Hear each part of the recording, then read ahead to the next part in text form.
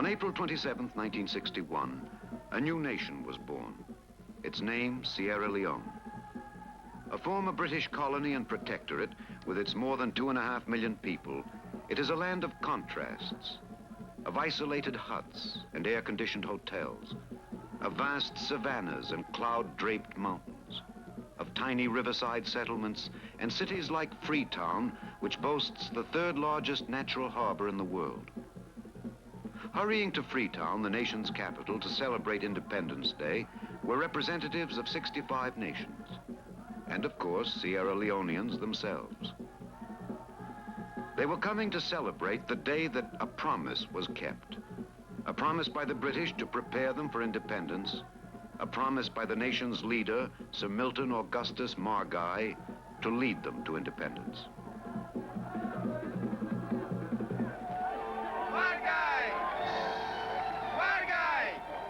Sir Milton Margai, 65-year-old physician and graduate of the British University of Durham, was to be the first prime minister of the newly independent country. His foreign minister, the American-educated Dr. John Taffer Smart, an MD and an ordained minister. Among the first foreign representatives to arrive in Sierra Leone was Prime Minister Balewa of Nigeria and members of his government.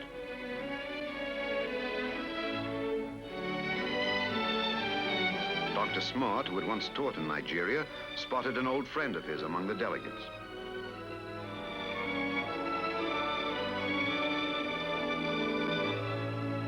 Sir Maurice Dorman, British colonial governor of Sierra Leone, his wife, and Sir Milton Margai, later greeted the personal representative of the British Crown, the 25-year-old Duke of Kent, cousin of the Queen. The Duke's double assignment was to convey the Queen's personal best wishes to Prime Minister Margai and to transfer the instruments of sovereignty to Sierra Leone.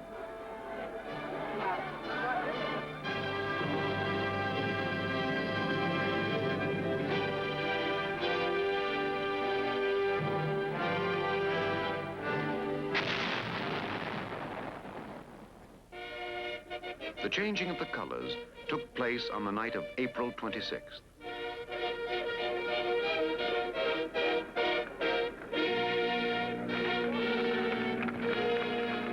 At exactly 11:58 and a half, the light on the British flag was turned off, and the green, white, and blue flag of an independent Sierra Leone unfurled for the first time.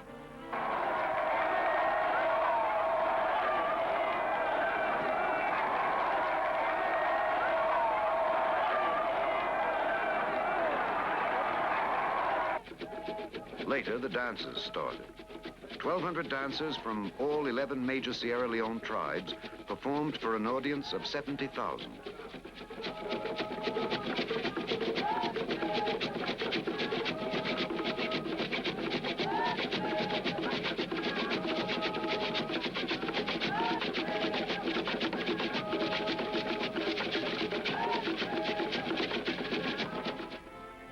The next morning, the Sierra Leone Parliament was called into session, and Sir Maurice Dorman took the oath of office as Governor-General of the country.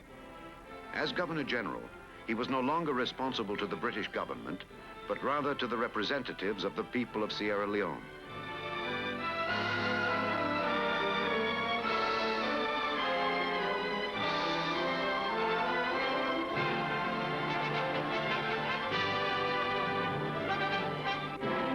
Next, the Duke of Kent handed the instruments of sovereignty to Sir Milton Margai. Sierra Leone, the 12th member of the British Commonwealth of Nations, was now officially independent.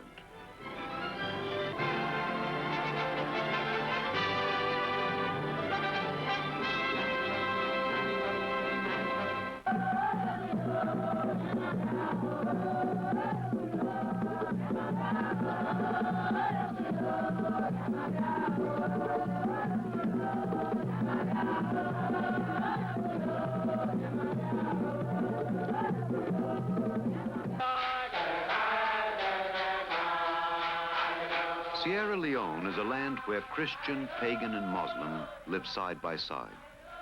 This church was built by Americans. The congregation belongs to the Timni tribe.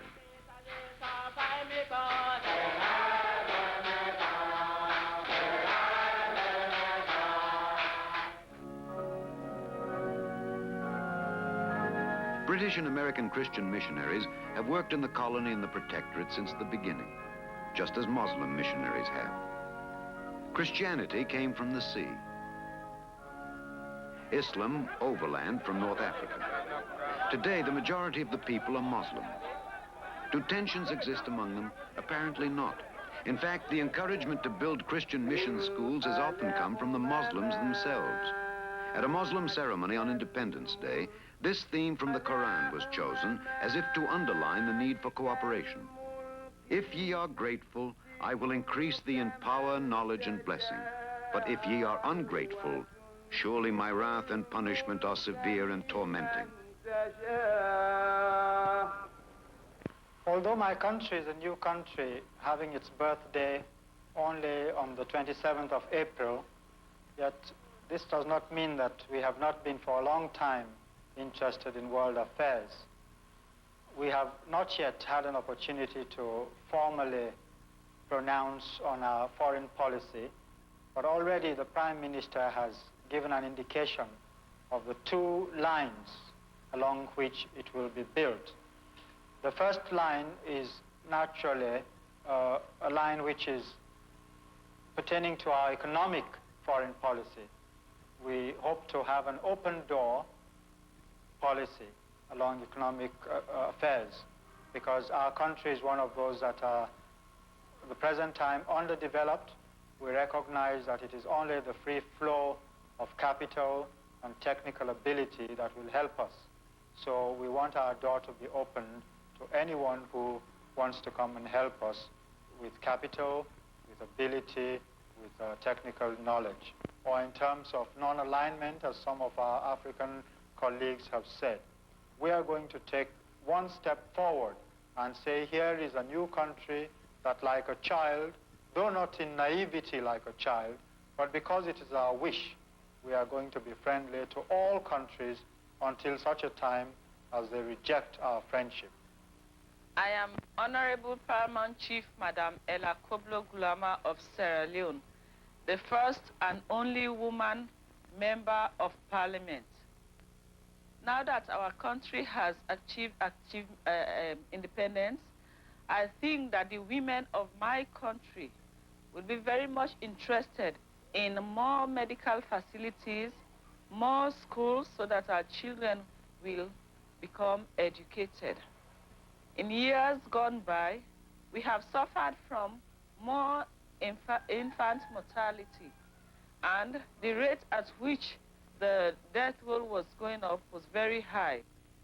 And that for the past few years, our people have become very, very much interested in education. And there is the urge for people to send their children to school. A few years ago, while I was in the States on a State Department visit, wherever I went in America, I was asked a question about communism in my country. And at that time, I was hearing about communism for the first time. Now that our country has gained independence, I'm sure that outside people who are interested in communism will make it their business to interfere into our internal workings of our country. I, for one, and I'm speaking for the women folk of my country, will stand against any move to introduce communism in our country. We have far too many things to bother or to think about than communism. We hate interference, and we have been practicing democracy and hope to continue to practice democracy even after our independence. Next year, 1962, we hope to have a general election, and it will be the first time all women in Sierra Leone will be taking part in the voting for their representative. And I'm sure that the women are looking forward to that time when they could be well represented in the legislature of our country. After general elections, or during the elections, we hope to campaign for as many women as possible so that we can capture as many seats in the legislature. For the simple reason, there are many, many things we'd like to fight for health facilities, for education, as I have just mentioned, and for other things, the freedom of women, especially in Sierra Leone. We think we want to have ample opportunities given to us and would like to take our place side by side with our men folk in Sierra Leone. The leaders, many of the leaders in Nigeria and in Ghana have had their education in Freetown. So that Freetown's contribution has been a West African one and not a purely Sierra Leonean. But secondly, a country doesn't live by education alone. It's got to have a strong, viable economy. And it has only been within recent months, recent years, that the economy of Sierra Leone has built up to the point where they can confidently go ahead into the future.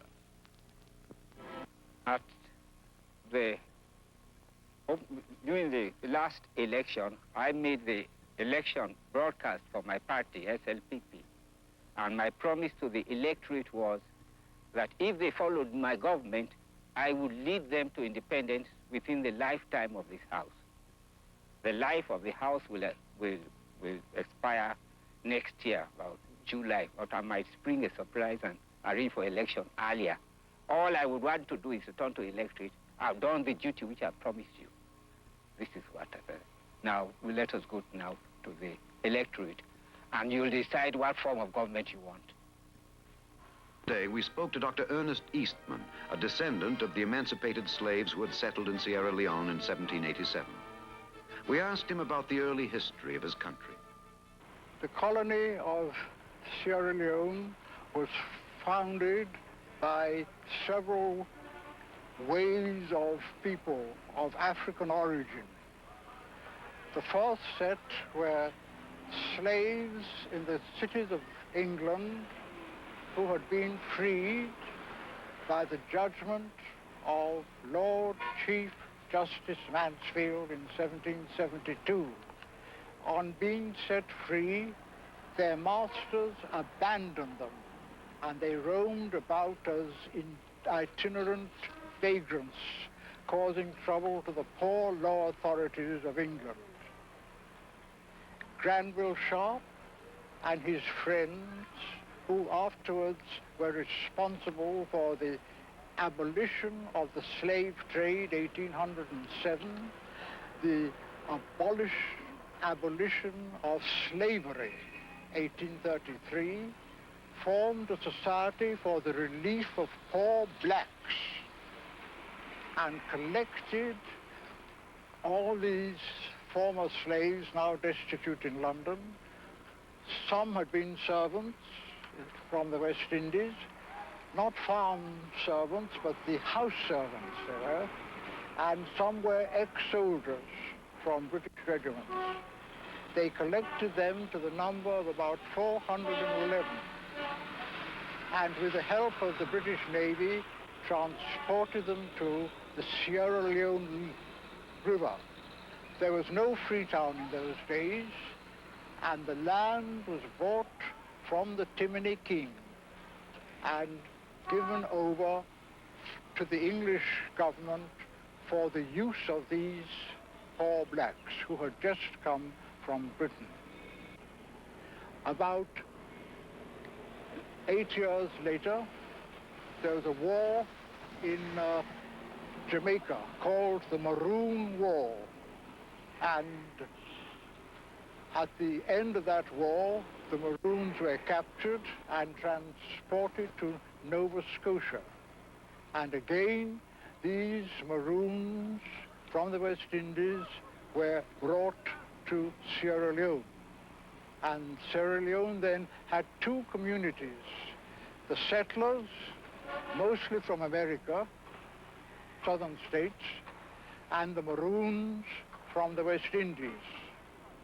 In 1807, slave trade was abolished, and the British fleet had the task of intercepting ships taking slaves from Africa to the West Indies and America.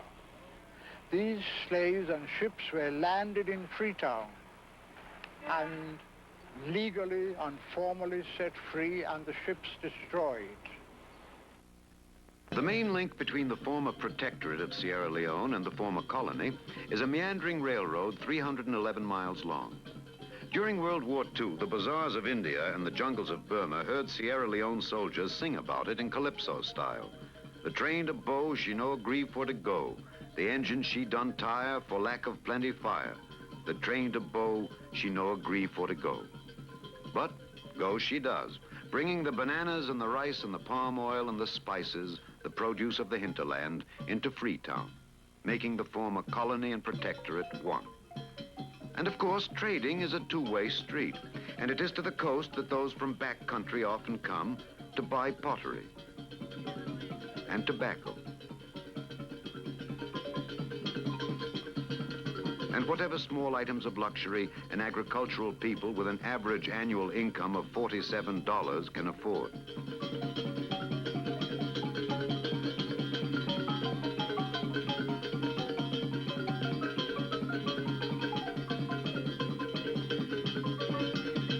The marketplaces that hark back to ancient bazaars are side by side with modern shopping centers.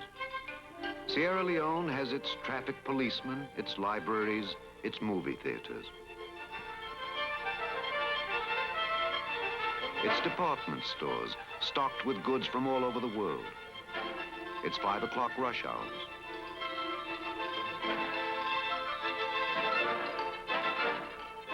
And its new banks. And of course, its industries. Sierra Leone, for example, is the 3rd largest diamond producing country in the world. Its iron ore deposits yield more than 1.5 million tons of ore concentrates a year.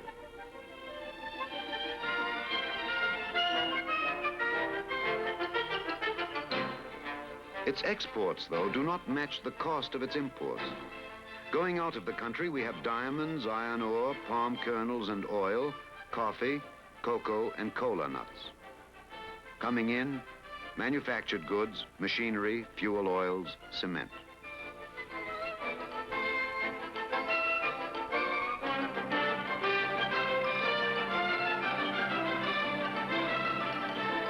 This imbalance will, of course, have to be corrected.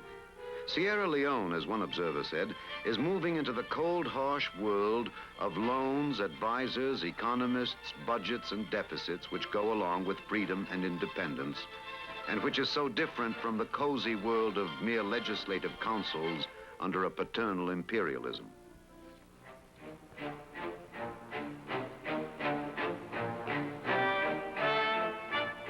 More aware of the challenge of freedom than any outsiders, simply because the challenge is put to them, Sierra Leoneans have started to expand their 3,000 miles of roads, using equipment as up-to-date as found anywhere.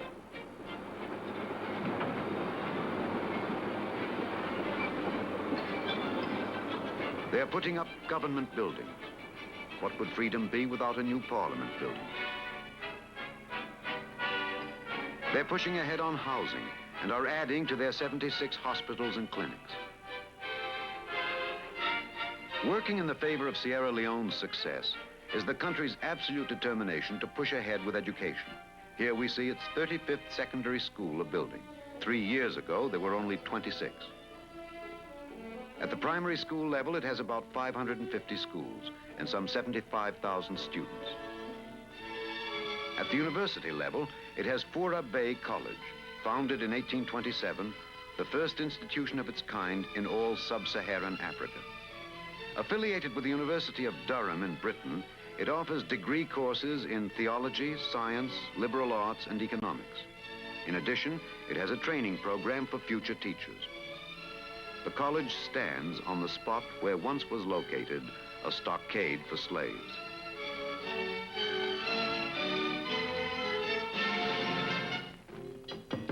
As if saying that the advent of independence was not just a time for dedication, but also of joy, one of the highlights of the week-long independence celebration was a beauty contest. April 27, 1961. April 27, 1961. Granny and speaking all go gladdy. Young boys and girls all go rumba. Saminting, welcome to you forever. During the week of independence celebrations, Sierra Leone played a series of soccer matches. They may have won independence, but not this particular match against Nigeria.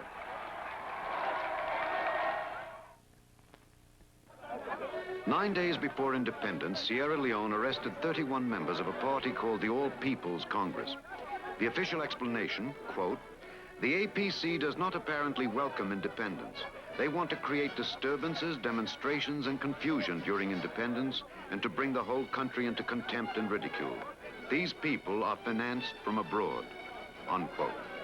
One argument of the APC was that the country should have new elections before independence. Sir Milton insisted the election should come later. He was able to make his decision stick because of two things: his great popular support, here we see the unveiling of a bust of the Prime Minister, and second, the fact that his coalition government, elected in 1957, is supported by the tribal chiefs of the country. In fact, Sir Milton's solution to the common African problem of tribal tensions is unique. He has made the most important chiefs of the country members of his government. In an interview, Sir Milton discussed independence, the role of tribal chiefs, and the matter of elections. I am very glad for this movement because I had worked for years behind the chiefs, and they followed me very carefully. I feel it is about this time not a correct thing to leave them in a separate house just to be an advisory body. And in order not to disappoint them, I feel they ought to work with the government. Hence, I'm running only one house. Governor General Dorman and his thoughts.